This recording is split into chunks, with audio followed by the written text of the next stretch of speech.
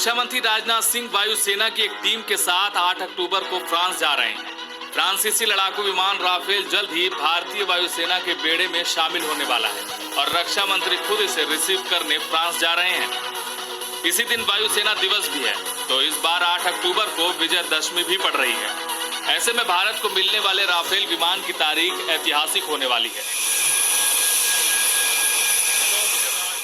भारत ने सितंबर 2016 में फ्रांस के साथ एक समझौता करते हुए 58,000 करोड़ रुपए में 36 राफेल विमान खरीदे थे। राफेल का मतलब तूफान, और ये 2 इंजन वाला लड़ाकू विमान है जो भारतीय वायुसेना की पहली पसंद है, जिसे हर तरह के मिशन में भेजा जा सकता है।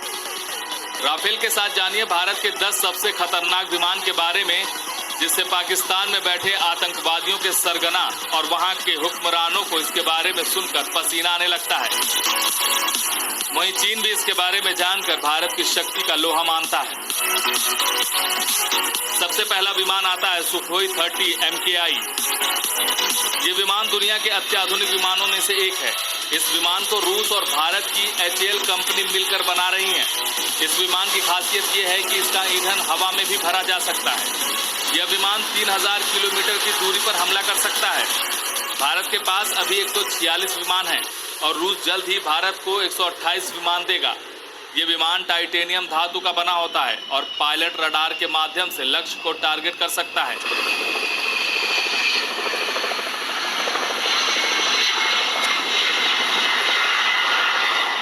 भारत का दूसरा विमान है तेजस।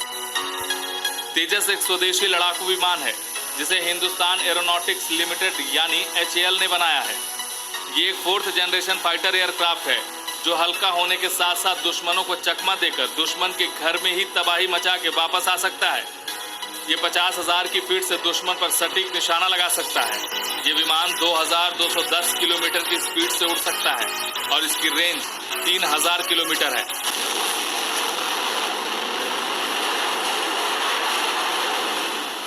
भारत का तीसरा विमान है MiG-29। MiG-29 लड़ाकू जहाज को सुखोई के बाद भारत का सबसे ताकतवर जहाज माना जाता है। भारतीय वायुसेना इसे बाज के नाम से भी पुकारती है। भारतीय वायुसेना ने इस जहाज को अपग्रेड भी किया है, जिससे यह विमान और ताकतवर हो गया है। बिना कोई अतिरिक्त फ्यूल टैंक लगाए जहां यह पहले 1500 किलोमीटर जाकर दुश्मन से टक्कर लेता था, अब यह बढ़कर 2445 किलोमीटर हो गई है।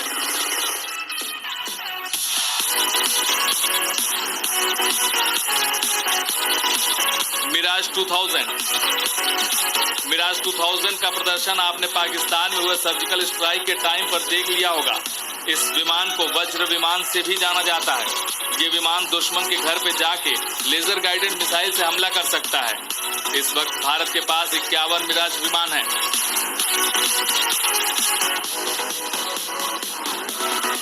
Jaguar.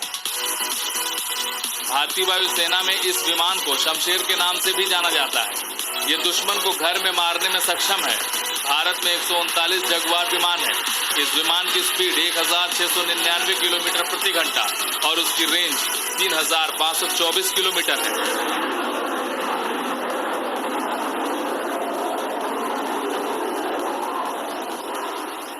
C-17 globe master. Boeing C-17 globe master युद्ध के समय भारतीय सेनाओं के लिए रसद और गोला बारूद से भरी टैंक्स को साथ ले जाने में सक्षम है। ये सबसे बड़ा ट्रांसपोर्ट एयरक्राफ्ट है। ये वही शानदार विमान है जो सीरिया में युद्ध के समय फंसे भारतीयों को वापस लाने में अहम भूमिका निभाई थी। इस विमान की रफ्तार 829 किलोमीटर प्रति घंटा है और इसकी रेंज 10,390 किलोमीटर है।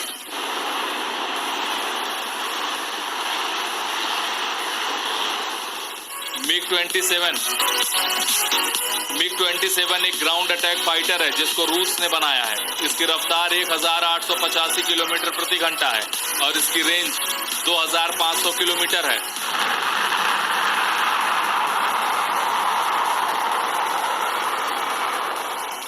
MiG-21। ये विमान आपको वीर चक्र विजेता अभिनंदन की याद दिलाएगा। इसी विमान के साथ अभिनंदन ने पाकिस्तान को दहला के रख दिया था। MiG-21 बाइसन को नौसिखिया फाइटर पायलट आसानी से कंट्रोल नहीं कर सकता। कारण साफ है, ये 225 मीटर प्रति सेकंड यानी करीब 250 किलोमीटर प्रति घंटे की रफ्तार से उड़ान भरता है और 350 किलोमीटर प्रति घंटे की रफ्तार से जमीन पर उतरता है। इसकी खासियत यह है कि विमान को महज 2 मिनट के भीतर किसी भी हवाई ऑपरेशन के लिए तत्काल लॉन्च किया जा सकता है। पेंसिल जैसा आकार, पतला, सिलेंड्रिकल जैसा दिखने वाला ये फाइटर जेट अपने लक्ष्य को ढूंढने, उसे तेजी से हमले में ध्वस्त करने और उतनी ही फुर्ती से वापस अपने अड्डे की तरफ लौट आने में माहिर है। C-130J Hercules. C-130J super Hercules विमान कई खूबियों से भरपूर है। इसको हम गजराज के नाम से भी जानते हैं।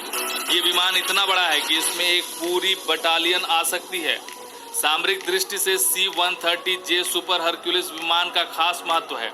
इसे लैंड करने के लिए ज्यादा रनवे की जरूरत नहीं होती है और ये खराब से खराब मौसम में भी उड़ान भरने और लैंडिंग करने में सक्षम है। ये विमान 20 टन तक सामरिक का सामान उठा सकता है। इस विमान में करीब 80 सैनिक हथियारों के साथ उड़ सकते हैं।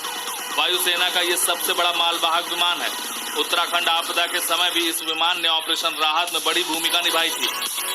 इसकी मौजूदगी से वास्तविक नियंत्रण रेखा के पास अब पहले से कहीं ज्यादा बड़ी तादाद में सैनिकों को लाया और ले जाया जा सकता है और पहले से कहीं अधिक रसद की आपूर्ति संभव की जा सकती है।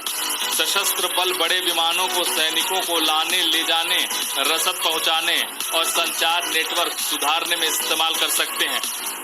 इसकी रफ्तार 671 किलोमीटर प्रति घंटा है और इसकी रेंज 3334 किलोमीटर है।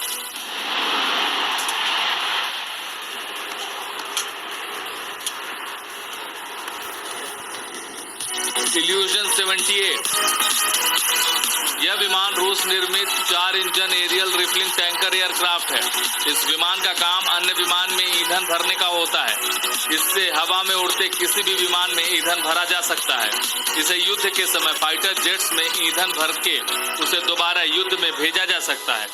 इससे उस फाइटर जेट को जमीन पर नहीं उतरना पड़ता है। इसकी रफ्तार 850 किलोमीटर प्रति घंटा है और इसकी रेंज 7300 किलोमीटर है। HS न्यूज के लिए प्रशांत शर्मा की रिपोर्ट। देश और दुनिया से जुड़ी हर छोटी और बड़ी अपडेट्स के लिए सब्सक्राइब करें HS न्यूज और किसी नोटिफिकेशन को पाने के लिए बेल आइकन को दबाना नहीं भूलें।